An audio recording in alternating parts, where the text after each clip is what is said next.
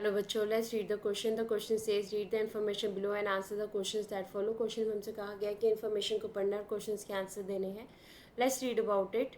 Fueled by economic reforms during the 1990s, India has experienced remarkable growth in the past 25 years, lifting 160 million people out of poverty. देखिए, economic reforms जो है हमारे पास 1990s में economic reforms में हमारे पास जो liberalism था उसको इंट्रोड्यूस किया गया. इकॉनमिक बैरियर्स जो इंडियन ट्रेड के ऊपर लगे हुए थे उसको हटाया गया. तो उसकी वजह से क्या हुआ, इंडिया में रिमार्केबल ग्रोथ हुई पिछले 25 सालों में, जिससे 160 मिलियन लोग जो है पॉवर्टी से निकले. India is projected to be the fastest growing major economy in 2017 and 19 and will be the third largest economy in the world by 2030. India जो है फास्ट ग्रोइंग इकॉनमी के रूप में आ रही है 2017 और 19 के डाटा के अकॉर्डिंगली. 2030 तक जो है इंडिया थर्ड लार्जेस्ट इकॉनमी बन जाएगी वर्ल्ड की. Moreover, India will become the most populous country by the 2022 according to the UN. United Nations के अकॉर्डिंग इंडिया 2022 में बहुत ही पॉपुलर जो है वो कंट्री बन जाएगी. So the current government has an ambitious reforms agenda on many fronts to sustain this growth path and improve the citizens well-being.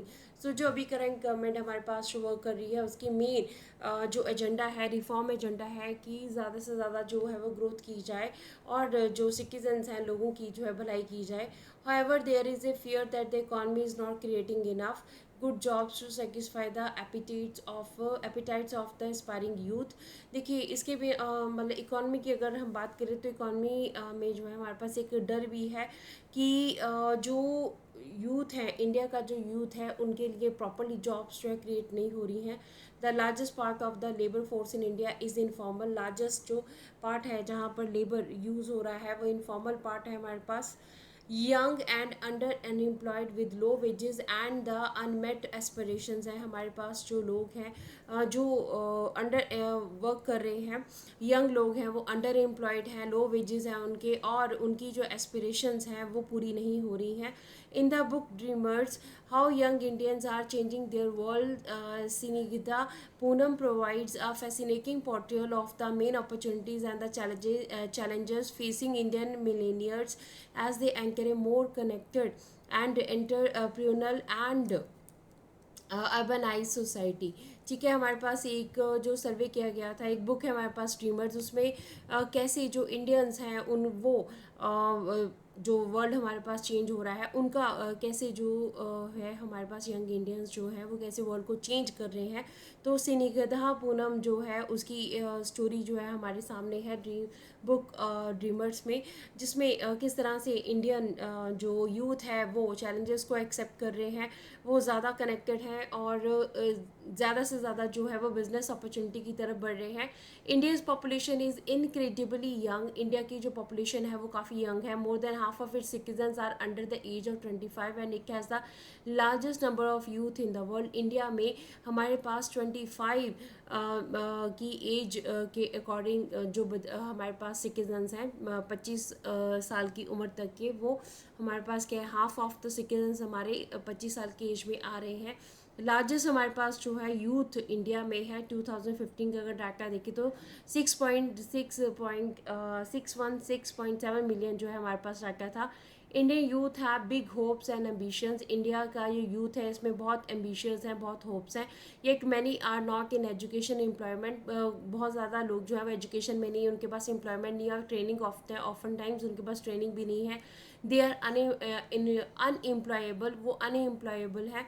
Many institutions in the country are already thinking about how to address the current challenges and disruptions in the labor market. बहुत ज़्यादा जो institutions हैं वो इस चीज़ के बारे में सोच रहे हैं कि कैसे इस प्रॉब्लम को जो है हम लोग टैकल करें.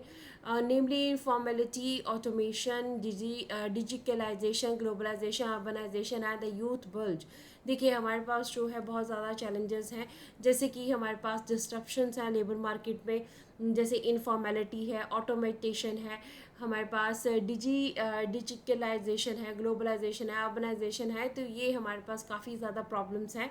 In the case of the India, changing demographies and informality will probably be the most essential element to address if continued economic growth, improvements in the living conditions and the social cohesion are to be upheld. हमारे देश में जो डेमोग्राफीज यानी कि जो population का criteria है वो चेंज हो रहा है. इनफॉर्मेलिटीज़ जो है हमारे पास, ये क्या है, ये असेंशियल एलिमेंट्स है हमारे पास इकोनॉमिक ग्रोथ को कंटिन्यू करने के लिए. इम्प्रूवमेंट अगर लिविंग कंडीशंस में हमें करनी है, और सोशल जो हमारे पास कोहेजन है उसको हमने दूर करना है. As many leaders have describe in our interviews the key issue that keeps them up at the night के satisfying the enormous work needs for you to avoid an Indian spring.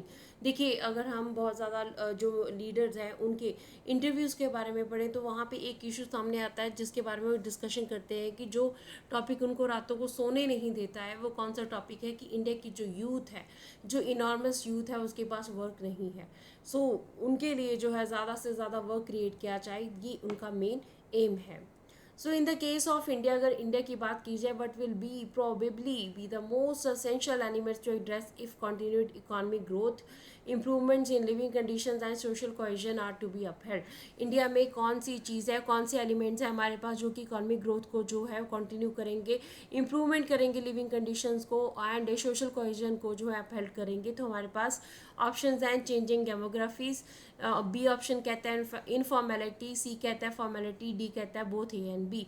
तो हमने जैसे अभी पैराग्राफ में इसको read किया है कि अगर इंडिया में कुछ चेंजेस लाने हैं तो वो हमारे पास मेनली जिनके बारे में डिस्कशन करनी है वो चेंजिंग डेमोग्राफीज है एंड इनफॉर्मेलिटी है. तो हमारे पास ऑप्शन डी जो है both A and B is the right answer of this question. Hope so you understood the question as well as the answer.